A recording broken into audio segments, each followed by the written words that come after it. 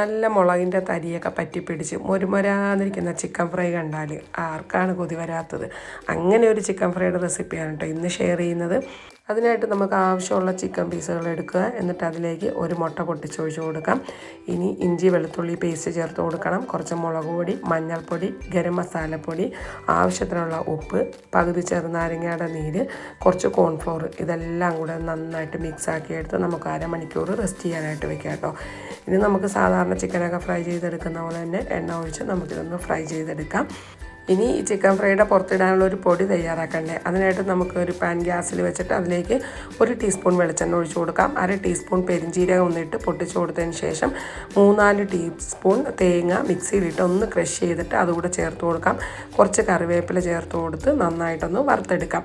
നല്ല ബ്രൗൺ നിറമായി വരുമ്പോഴത്തേനും നമുക്ക് ആ തേങ്ങ അത് മാറ്റി വെച്ചിട്ട് 1 ടീസ്പൂൺ വെളിച്ചെണ്ണ ഒഴിച്ചു കൊടുത്തതിന് ശേഷം കുറച്ച് ക്രഷ്ഡ് ചില്ലി ഇടിച്ച മുളക് നമുക്ക് ഇട്ട് കൊടുത്തതിന് ശേഷം കുറച്ച് ഉപ്പും ചേർത്ത് നന്നായിട്ടൊന്ന് മിക്സാക്കി എടുത്തു കഴിഞ്ഞാൽ നമ്മുടെ ചിക്കൻ്റെ പുറത്തിടാനുള്ള പൊടി തയ്യാറായി കിട്ടും കേട്ടോ.